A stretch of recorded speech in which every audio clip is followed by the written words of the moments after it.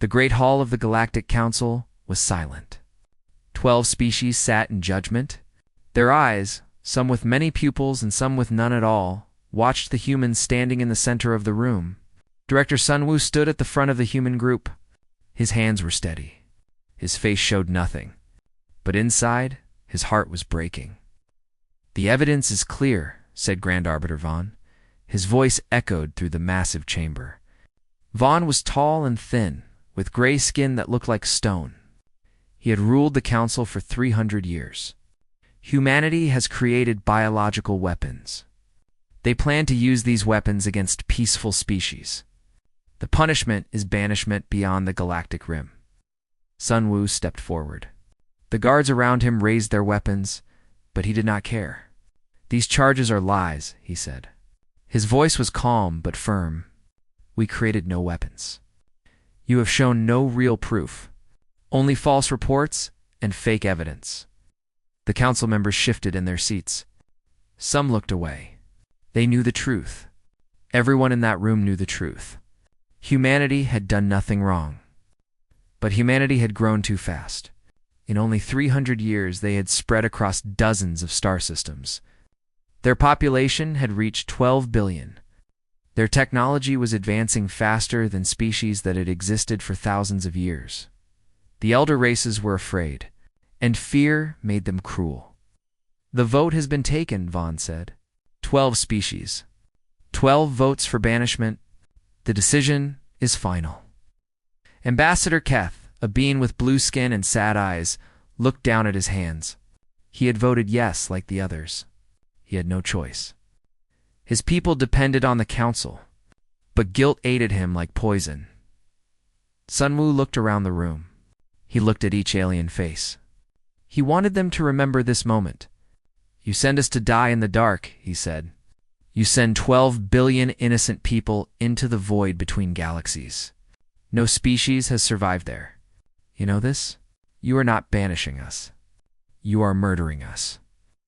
"The decision is final," Vaughn repeated. He did not meet Sunwoo's eyes. "Then remember this," Sunwoo said. His voice grew stronger.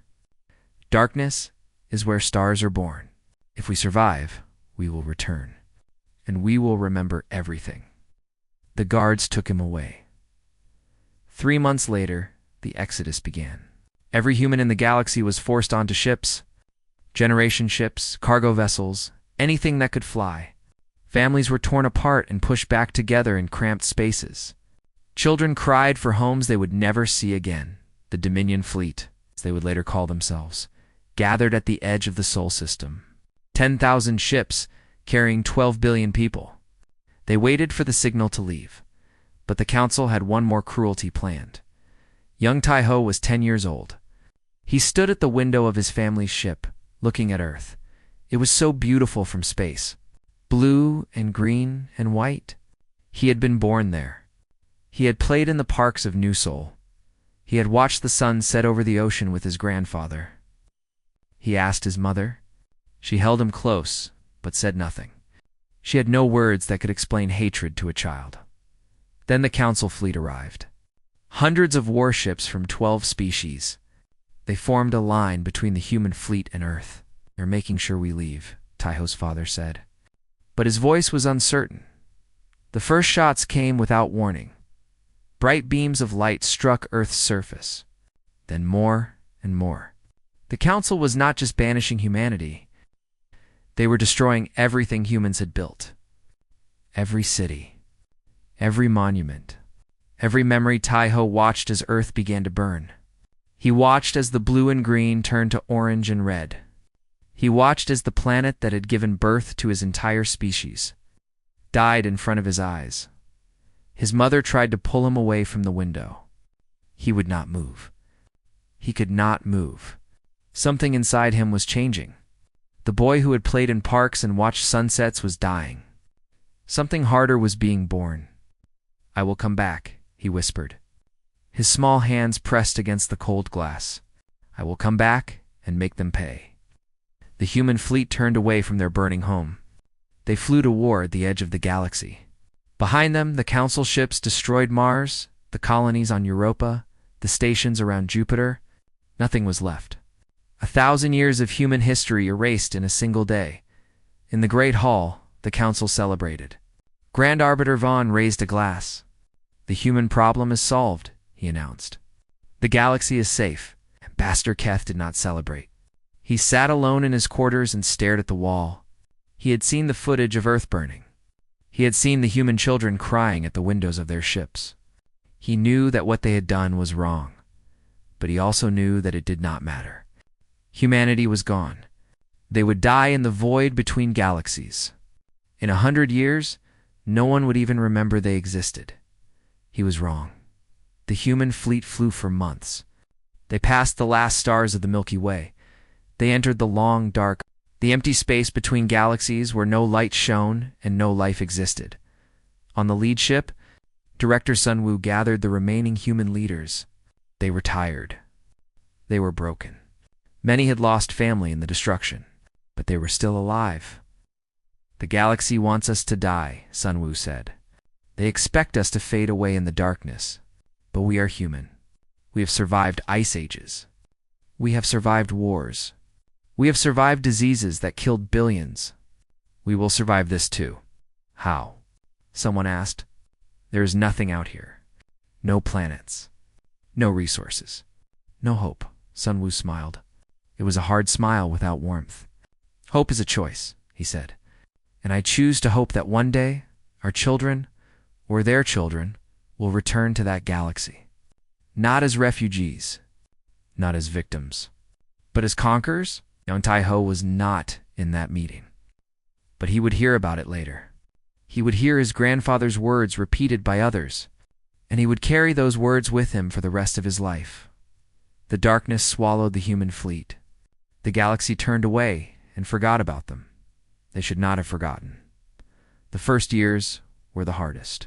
Ships broke down in the endless darkness. Engines failed. Life support systems collapsed. Thousands died from cold, from hunger, from despair. The void between galaxies was not meant for life. It was empty and cruel and endless. Tai-ho was 15 when the Great Famine began. The food supplies were running low. The ships had been designed for a journey of months, not years. People began to ration. Then they began to starve.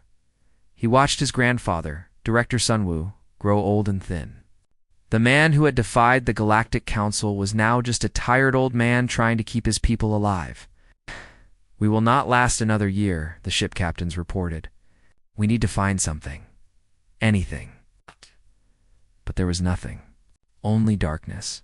Only empty space stretching in every direction forever. Then Dr. Jimin made the discovery that changed everything. She was young, only 25. Working alone in a small laboratory on one of the cargo ships. She had been studying the strange energy readings that existed in the void, energy that should not be there. Energy that no one could explain. "Dark matter," she announced to the Fleet Council. "The void is full of it, and I think I know how to use it." They called her crazy. They said it was impossible. But Sunwoo gave her the resources she needed. What did they have to lose? 6 months later, Jimin activated the first dark matter reactor. It produced more power than 100 normal engines. It was clean. It was endless. It was a miracle. The human fleet stopped dying. They started growing. Tai-ho was 20 when they found the dwarf galaxies. Small clusters of stars orbiting the larger Andromeda galaxy. Not as grand as the Milky Way, but full of planets. Full of resources. Full of hope, Director Sunwoo did not live to see the landing. He died 3 months before the fleet reached the first habitable world. But his last words became the founding principle of everything that followed. "Remember what they did to us?" he told Tai-ho, holding his grandson's hand. "Remember Earth. Remember the burning. And one day, make them remember too." They named the first colony New Sol. It was a cold planet with gray skies and rocky ground. But it was solid land under their feet. It was a place to build. It was home. Tai-ho rose through the ranks quickly. He was smart and strong and driven by a fire that never went out. By 30, he was a ship captain. By 40, a fleet commander. By 50, admiral of the entire human military. The government changed too. Democracy was slow and messy. It did not suit a people forged in darkness. They created something new, the human dominion. A military state where rank was earned through ability, not birth. Where every citizen served, where every child was trained. Chancellor Yuna came to power when Taiho was 60. She was younger than him, born in the void. Part of the first generation that had never seen Earth, but she understood what the older generation wanted. She understood their hunger. Our children will walk on Earth again, she promised in her first speech. Not as visitors, not as refugees, but as rulers. This is the return doctrine. This is our purpose. This is why we survive. The people loved her. They had someone to follow. They had something to believe in. Dr. Hannah was Jimin's granddaughter. She inherited her grandmother's genius and added something darker to it. While Jimin had created power, Hannah created weapons. The galaxy banned these technologies, her assistants warned her. They are too dangerous. Hannah smiled coldly. The galaxy is not our master anymore. The galaxy is our enemy. She built weapons that could crack planets open like eggs. She built ships that could move faster than anything he Council had ever seen. She built the Stellar Lance, a device that could collapse a star and turn it into a bomb. When she showed it to Admiral Taiho, he simply nodded. Good, he said. Build more. The humans changed in other ways too. Without the Council's genetic laws, they modified themselves. They made their bodies stronger. They made their minds sharper. They connected their brains to computers, creating networks of thought that could process information faster than any machine. They were still human, but they were more than they had been. The void had stripped away their weakness. The darkness had made them something new. Lieutenant Nari was born 150 years after the banishment. She never knew Earth. She never knew the Milky Way, but she knew hatred. It was taught to every child in the Dominion. History classes showed the trial. They showed the burning of Earth. They showed the children crying at the windows. They tried to kill us, the teachers said. They failed. One day, we will return, and they will learn what failure costs. Nari became a spy. She was smart and beautiful and deadly. Her job was to prepare for the return. The Dominion sent small ships back to the Milky Way, hiding in the shadows, watching and waiting. Nari recruited agents among the alien species, slaves who hated their masters, criminals who wanted revenge. Anyone who could be useful. The Council thinks we are dead, she reported to Chancellor Yuna. They have forgotten us completely. Their guard is down. Their fleets are small. They have grown soft in 200 years of peace. Yuna smiled. It was a predator's smile. Then they will be surprised. Admiral Taiho was 210 years old when the fleet was finally ready. Medical technology had extended human life far beyond what it had been on Earth. He was old, but his mind was sharp and his hatred was strong. He stood on the bridge of his flagship and looked out at the assembled fleet. 5,000 warships, each one carrying weapons that could destroy planets. Each one crewed by soldiers who had trained their entire lives for this moment. Set course for the Milky Way, he ordered Captain Wujin. A young officer born in the Dominion looked at the navigation charts. Admiral, the journey will take 8 months. Are you sure we are ready? Taiho did not answer immediately. He reached into his pocket and pulled out an old photograph. It showed a young boy standing in a park on Earth, smiling at the camera. The park was green. The sky was blue. It was a world that no longer existed. I have been ready for 200 years, Taiho said quietly. Set the course. The fleet moved forward. 5,000 ships flying through the void toward a galaxy that had tried to kill them. The return had begun. The sensor officer on the border station could not believe what he was seeing. His instruments showed thousands of contacts appearing at the edge of the galaxy. Thousands of ships, larger than anything in the Council's fleet. They came from the direction of the void, from the place between galaxies where nothing lived. This is impossible, he whispered. His hand shook as he activated the emergency signal. Command, this is Border Station 7. We have contacts. Thousands of contacts. They came from the long dark. The message reached the Galactic Council within hours. Grand Arbiter Vaughn, now ancient and slow, shuffled to the communication center. He had ruled the council for 500 years. He had seen many threats come and go. But when he saw the footage from Border Station 7, his gray face turned pale. "Humans," he said. The word felt strange in his mouth. He had not spoken it in 2 centuries. "The humans have returned." The council chamber erupted into chaos. Representatives from 12 species screamed and argued. Some demanded immediate attack. Others wanted to flee. A few, very few, suggested negotiation. Ambassador Keth was still alive. He was very old now, kept breathing by machines and medicine. But when he heard the news, he demanded to address the council. "I warned you," he said, his voice weak but clear. 200 years ago, I told you that what we did was wrong. I told you that murdering an innocent species would bring consequences. You did not listen then. Will you listen now?" Vaughn dismissed him with a wave. "They are primitives," he said. "Whatever technology they have, it cannot match the combined power of 12 species. We will destroy them as we should have destroyed them before."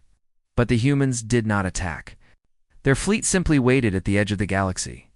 Thousands of dark ships floating in perfect formation, silent, patient, watching the outer rim. Planets reported the same thing. The human fleet was just there, like a predator waiting for its prey to make a mistake. Merchant ships refused to travel. Trade routes collapsed. Fear spread through the galaxy like a disease. Lieutenant Nari smiled when she heard the reports. She was on a small ship hidden near the Council's capital world, coordinating with her network of agents. "They are afraid," she told Chancellor Yuna through an encrypted channel. "The fear is working." Gudina replied, "Let them stew in it. Let them imagine what is coming. The reality will be worse than anything they can dream." Admiral Taiho spent his days studying the Council's defenses. His spy network had gathered information for decades. He knew the strength of every fleet. He knew the location of every military base. He knew the names of every commander. The Council thought they had 12 species working together. Taiho saw 12 species that had grown lazy and weak, that had not fought a real war in 200 years. Captain Wu Jin approached the Admiral with a question. "Sir, why do we not attack? Our technology is superior. Our soldiers are ready. We could end this quickly." Taiho looked at the young captain. Wu Jin had been born in the Dominion. He knew the stories of Earth, but he did not feel them in his bones. He did not understand that this was not just about winning. "This is not a war," Taiho explained. "This is punishment. The galaxy must understand what they did to us. They must feel the fear we felt when they banished us. They must know the helplessness we knew when they burned our home. Quick victory is not enough. I want them to suffer." Eugene nodded slowly. He was beginning to understand. Chancellor Yuna prepared her message carefully. She recorded it on the bridge of her personal ship, surrounded by the symbols of the Dominion. Her face was calm. Her voice was steady. She looked into the camera and spoke to a galaxy that had forgotten her species existed. 200 years ago, you stood in judgment of humanity. You called us criminals. You called us dangerous. You banished us to the void between galaxies and watched as our home burned. You thought you had solved the human problem?" She paused, letting her words sink in. "You were wrong. We did not die in the darkness. We grew stronger. We built an empire in the void. We created technology you cannot imagine. We became something more than we were. And now we have returned." Her eyes hardened. "This is not a request for negotiation. This is not a plea for peace. This is a warning. We remember everything. The trial. The lies. The burning of Earth. The deaths of billions. We remember the names of every species that voted for our destruction. We remember the face of every leader who signed our death warrant." She leaned forward slightly. "You tried to erase us from existence. Instead, you created your own destruction. We are the human Dominion, and we have come home." The broadcast appeared on every screen in the galaxy, every planet, every station, every ship. Billions of beings watched as humanity announced its return. Many had never even heard of humans before. The council had erased them from history books, but now they saw them, and they were afraid. Captain Wujin took a small reconnaissance ship into the Sol system. He wanted to see where humanity had begun. What he found made him weep. There was nothing. Where Earth should have been, there was only an asteroid field. Scattered rocks that had once been a living world. Mars was the same. The moons of Jupiter. Everything was gone. 200 years of radiation and decay had left nothing but ruins. Wujin landed on one of the larger asteroids. His sensors detected something buried in the rock. He dug it out with his own hands. It was a sign, burned and broken. He could barely read the letters. "Welcome to New Sol Park." He brought the sign back to Admiral Taiho. The old man held it in his hands and said nothing for a long time. When he finally spoke, his voice was thick with emotion. "This is why we fight," Taiho said. "Not for revenge, not for power. For memory. They tried to erase us from history. They tried to make us nothing. But we are still here. And we will never let the galaxy forget what was done to us." The fleet received its orders that night. The waiting was over. The return would now become the reclamation. Humanity was going to take back what had been stolen. And nothing in the galaxy was strong enough to stop them. The council made one last attempt at peace. They sent Ambassador Keth because he was the only one who had ever shown sympathy for humans. He traveled alone in a small diplomatic ship to meet with Admiral Taiho. Taiho agreed to meet him on a space station near the Galactic Rim. He brought no guards. He needed none. Keth was old and weak. There was nothing he could say that would change what was coming. The two of them sat across from each other in an empty room. Keth's blue skin had faded with age. His sad eyes were sadder now. He looked at Taiho and saw the child who had watched Earth burn, now grown into something hard and cold and dangerous. "I voted for your banishment," Keth said. "I have carried that guilt for 200 years. I know nothing I say can undo what was done. But I must try." Taiho said nothing. He waited. "The council offers full restoration of your territory," Keth continued. "They offer reparations, resources, technology, a formal apology broadcast to every world. The leaders responsible for the banishment will be tried and punished. Grand Arbiter Vaughn himself will face justice. This is more than any species has ever been offered. Please consider peace." Taiho reached into his pocket and pulled out a small device.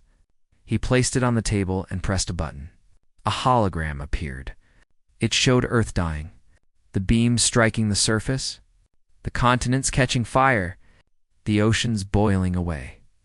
And then it showed the human fleet.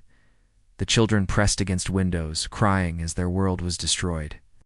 "You offer us pieces of what was already ours," Taiho said quietly. "You offer to punish leaders who will die of old age before any trial. You offer resources we no longer need. 200 years ago, you could have offered mercy. You chose murder instead." Keth bowed his head. "Then there is nothing I can say. There is one thing." Taiho stood up. "Go back to the council. Tell them what you saw here. Tell them we are not the species they've banished. We are something new. Something they created with their cruelty. And tell them this is not revenge. This is justice." Keth returned to the council with the message. Grand Arbiter Vaughn listened to his report and then ordered the largest military operation in galactic history. Every species contributed ships, 10,000 warships from 12 civilizations. The combined fleet of the Galactic Council gathered for the first time in centuries. Warlord Dren commanded the fleet. He was a massive creature, covered in scales and natural armor. He had never lost a battle. He believed the humans were weak, despite their technology. After all, they were a young species. What could they know about war? The Battle of the Rim began at dawn, Galactic Standard Time. Dren positioned his fleet in a classic formation, spreading his ships across a wide front. He outnumbered the humans 2-1. He was confident. Admiral Taiho watched the council fleet approach from the bridge of his flagship. General Minho stood beside him, commanding the ground forces that waited in troop carriers behind the battle line. Dr. Hannah monitored the weapons systems, ready to unleash technologies the galaxy had never seen. They are using the formation from the Keth Wars, Minho observed. 400 years old? They have not updated their tactics in centuries.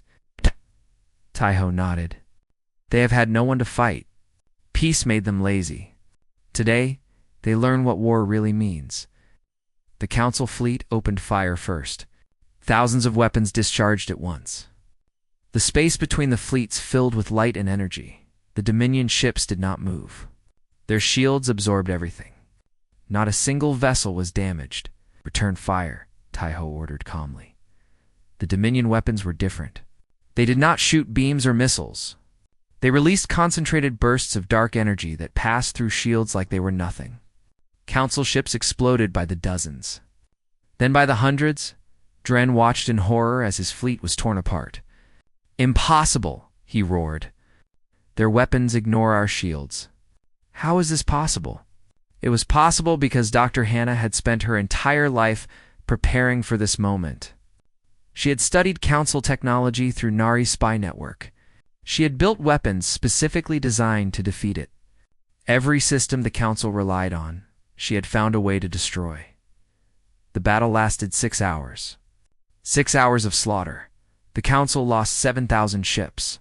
The Dominion lost 12. Warlord Dren's flagship was disabled, not destroyed. Taiho wanted him alive. He wanted prisoners. He wanted the galaxy to see their greatest warriors brought low.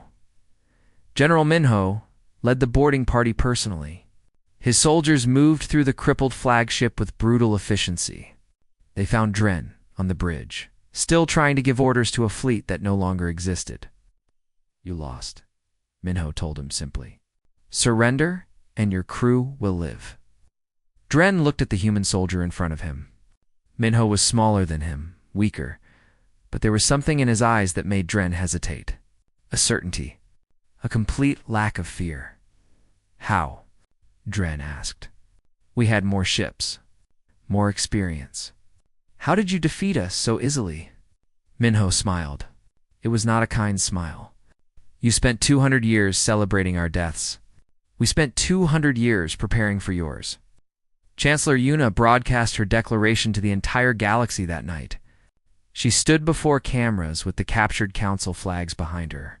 Her voice was calm and clear.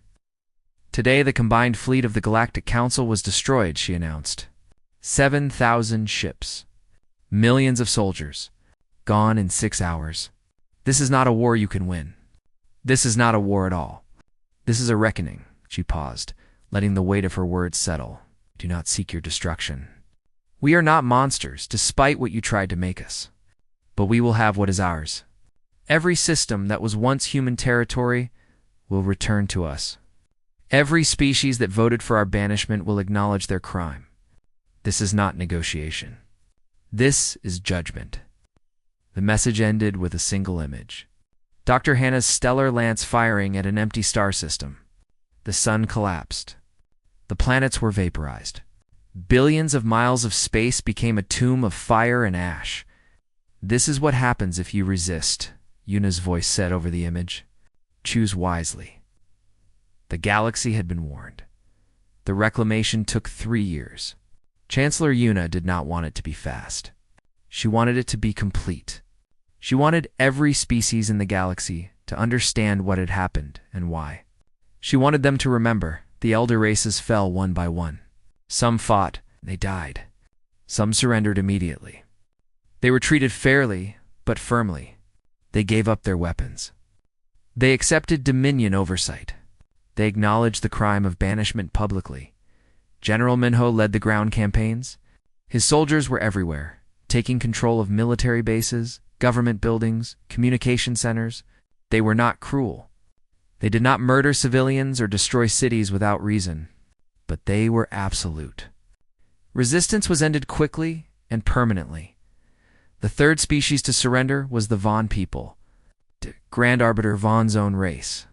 They handed over their leaders, their weapons, and their pride. Minho accepted their surrender on the steps of their Capitol building. You were the first to vote for our banishment, he told their new leader. You will be the first to pay reparations. 20% of your economic output for the next 100 years? Consider it a lesson. The other species watched and learned. Fighting was death. Surrender was survival. Lieutenant Nara's spy network made everything easier. She knew which leaders would resist and which would break. She knew where the secret military bases were hidden. She knew the passwords to communication systems and the weaknesses of defense networks. 200 years of preparation had given humanity perfect knowledge of their enemy. Grand Arbiter Vaughn fled from world to world as the Dominion advanced. He used his position and wealth to buy protection. But there was nowhere in the galaxy he could hide. Nari tracked him from planet to planet, closing in slowly. "Let him run," Admiral Taiho ordered. "Let him feel the fear. Let him know that no matter where he goes, we are coming." Vaughn was finally captured on a small moon at the edge of the galaxy. He was hiding in an underground bunker, surrounded by the last of his loyal guards. Neris agents disabled the defenses. Dominion soldiers stormed the facility. They found Vaughn in a small room, sitting alone in the dark. He was old and broken. 500 years of power had ended in a hole in the ground. Do you know who I am?" Taiho asked when he came to see the prisoner. Vaughn looked up at him. "You are the human commander, the one they call the Admiral. I am Taiho. I was 10 years old when you burned my planet. I watched Earth die from the window of a refugee ship. I made a promise that day. Do you remember what Director Sunwoo said at your trial?" Vaughn was silent. He did not remember. It had been so long ago. "Humans had been so unimportant, said we would return," Taiho continued. "He said you were not banishing us. You were murdering us." He was right about everything except one thing. We did not just return. We conquered. Vaughn's trial was broadcast to every world in the galaxy. He was brought before a human court and forced to confess everything. The false evidence, the fabricated charges, the real reason for the banishment, which was simple fear of a species that grew too fast. Billions watched as the most powerful being in the galaxy admitted that humanity had been innocent, that 12 billion people had been condemned to die for nothing, that Earth had been destroyed because the elder races were afraid. The verdict was life imprisonment. Taiho wanted to execute him, but Chancellor Yuna refused. "Death is too easy," she said. "Let him live. Let him watch as everything he built is taken apart. Let him grow old in a cell, knowing that his legacy is shame." The Dominion reclaimed the Sol system last. They waited until everything else was secured. This was not about strategy. This was about ceremony. Captain Wujin led the fleet that entered the system. He had brought the burned sign from the asteroid, from what had once been Earth. He carried it with him as his ship approached the place where humanity had begun. There was nothing left, just rocks and dust and radiation. 200 years had erased every trace of human civilization. The Council had been thorough, but humanity would build something new. The station was called Memory. It was massive, larger than any ship in the fleet. It was built in the exact orbit where Earth had once circled the sun. Its walls were covered with names, 12 billion names. Every human who had died in the banishment, in the exile, in the long dark. Every child who never got to see a blue sky. Every elder who died dreaming of home. Captain Wujin lit the first flame at the dedication ceremony. He stood before cameras and spoke to the entire Dominion. "We were born in darkness," he said. "Between galaxies, in the void, in the place where they sent us to die. We are the children of exile. Our parents told us stories of Earth. They told us about blue oceans and green forests and cities full of life. We never saw any of it. We only knew ships and stations and the endless black." He paused, looking out the window at the stars. "But we carried something with us. Memory, purpose, the promise that one day we would come home. Today, that promise is fulfilled. We are home, and we will never leave again." The galaxy was different now. The human dominion ruled where the Council had once dominated. The elder races were not enslaved. Yuna refused to become what they had been. But they were diminished. Their empires absorbed. Their pride broken. They would spend centuries rebuilding under human supervision. "Admiral." Tai-Ho stood on Memory Station and looked out at the place where Earth had been. Dr. Hannah joined him. They had known each other for over 100 years. They had built the Dominion together. They had one. Was it worth it? Hannah asked softly. The centuries.